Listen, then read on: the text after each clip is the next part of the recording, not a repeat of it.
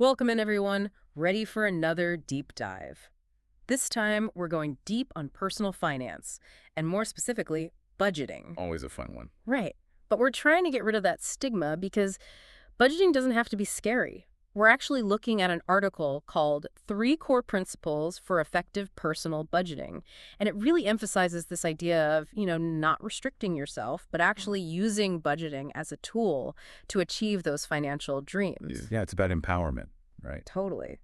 So before we get into the nitty-gritty, there was this stat in the article that kind of stopped me in my tracks. It said that 30% of Americans, that's almost a third, have zero, zilch, nada in their emergency fund. Yeah, I saw that too. It's a little alarming. Yeah, it's a little scary. It makes you realize how important it is to have that safety net, right? For sure. And I think this really highlights why we're even talking about budgeting, right? It's about having that peace of mind, that financial resilience.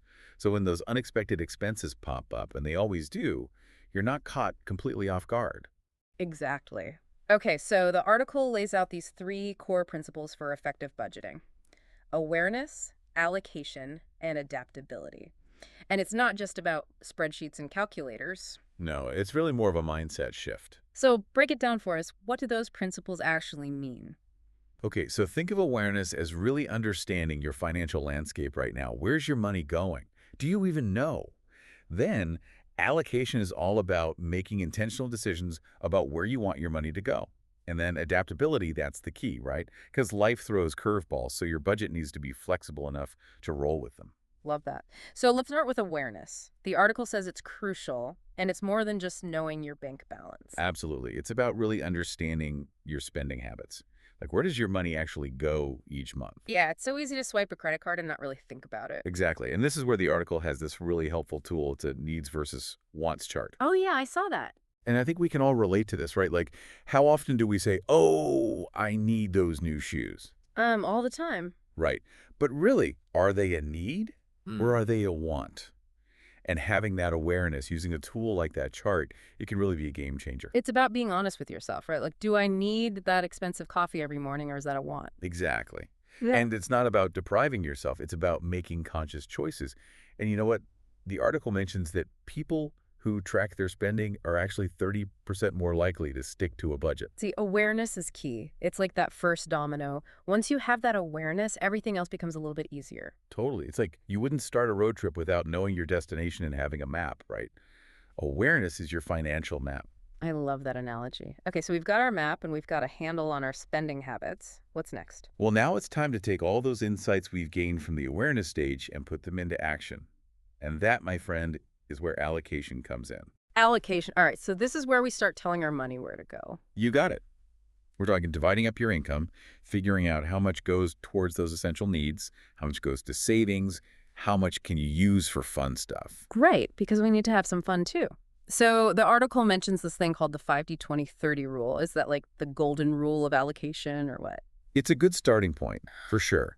Think of it more as a guideline, not a hard and fast rule that you absolutely have to follow. Okay, so how does it work? So basically, you're aiming to allocate 50% of your income towards your needs. And this is your rent, your utilities, groceries, transportation, all that essential stuff. Okay, the things you absolutely need to survive. Got it. Right. Then 20% goes towards your future self. And this is where your savings comes in, debt repayment if you have it, investments, all that good stuff. Saving for the future, I like it. And then the last 30%, that's for you to enjoy. Dinners with friends, concert tickets, those little things that bring you joy. It's about finding that balance, right? Exactly. Now, keep in mind that those percentages, they're just a guideline. You might need to adjust them based on your own individual circumstances, where you live, what your goals are. Totally. Like if you live in a big city, for example, that 50% for needs might need to be a little bit higher. Exactly. Yeah. Or if you're laser focused on paying off debt, you might want to bump up that savings allocation to 30% and maybe trim down the wants a little bit. Okay, so it's all about finding what works for you. And speaking of finding what works, the article also mentioned another approach called zero-based budgeting. Have you heard of that? Yeah, zero-based budgeting, it's pretty popular. It's like super detailed budgeting where every single dollar has a job. So instead of just tracking where your money goes, you're actually telling it where to go from the get-go. Exactly. It's like, all right, money, you're going to cover this bill and you're going towards my vacation fund and so on until you've accounted for every single dollar. Wow, that's next level budgeting. So it's really about being intentional with your spending, right? Exactly. And again, it's not for everyone, but some people really thrive on that level of detail. It can be especially helpful if you're really trying to get a grip on your spending or if you're working towards a very specific financial goal. Yeah, I can see how that would be super motivating. Okay, so we've covered awareness, understanding where we're at, and allocation, deciding where we want our money to go. But as we all know, life rarely goes according to plan. Right. Enter adaptability. Adaptability, the third and final principle, and it feels like a big one because let's face it, things change, right? All the time. We get promotions, we might face unexpected expenses, maybe our family grows, our goals change, our budgets need to be able to adapt to all of that. The article gave some examples, things like getting married, job loss, having kids, like those are big life changes. Absolutely. Those are major life events that can definitely rock the financial boat, right? Totally. So, what are some strategies for actually adapting our budgets to accommodate those kinds of changes? Well, first things first, you got to revisit your budget regularly. And I don't mean once a year, I mean make it a habit, maybe once a month, just to see how things are going. Okay, so regular check-ins, got it. But what happens when a big change does happen? So let's say something good happens, you get a promotion, you get a raise, what do you do? Treat yourself. Well, you can treat yourself a little, Mm-hmm. but this is a prime opportunity to take some of that extra money and reallocate it towards your goals. Okay, so like maybe bum up my retirement savings or finally tackle those student loans. Exactly.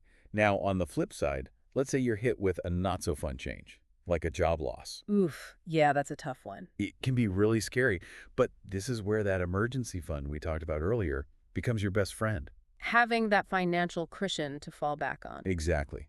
Because when you're dealing with a sudden loss of income, the last thing you want to be stressing about is how you're going to pay your rent or buy groceries. Absolutely. So, how much should we aim to have in our emergency fund? Well, the article recommends having 3 to 6 months worth of living expenses saved up. 3 to 6 months. That's a lot. Any tips for actually reaching that goal because it can feel a little overwhelming. It definitely can. So Yeah. don't think about it as this big, scary number. Break it down into smaller, more manageable steps. Okay, so like what, $50 a week or something? Exactly. Right. Or you could even set up an automatic transfer from your checking account to your savings account every time you get paid. That way you don't even have to think about it. Oh, I love that. It's like tricking yourself into saving money. Exactly. And then, while you're working on building that emergency fund, take a look at those needs we talked about earlier. Mm. Are there any areas where you might be able to cut back a little? Like that daily latte habit. It may be. Or that gym membership you never use. Ooh, or that streaming service I forgot I even had. Exactly. Yeah. Redirecting even small amounts can make a big difference over time. Small changes, big impact. I like it. Hmm. Okay, so what about those other big life changes we were talking about, like getting married or starting a family? Those are exciting times, for sure. But they also come with their own set of financial considerations. Like what? Well, if you're getting married, you're talking about combining finances with another person, Right. figuring out how you're going to manage money together. If you're starting a family, that's a whole other ballgame with childcare expenses and just the general cost of raising a tiny human. It's a lot. It is. And that's where that adaptability principle really comes into play. Because your budget, it needs to grow and evolve along with your life. So what's the best way to handle those kinds of big transitions financially? Communication is key. Sit down with your partner, if you have one, or just with yourself, and really think about your financial goals, your priorities, and make sure you're both on the same page. Okay, communication, check. And then what? And then, it's all about creating a budget that works for you, for your unique situation. Yeah, it sounds like having those open and honest conversations about money is so important, especially when you're navigating those big life changes together. It really is the foundation, right? Mm-hmm. And remember, that budget you create together, it's not set in stone. Right, it's not like you write it down and never look at it again. Exactly. Yeah. It's a living document. It should change and grow along with you.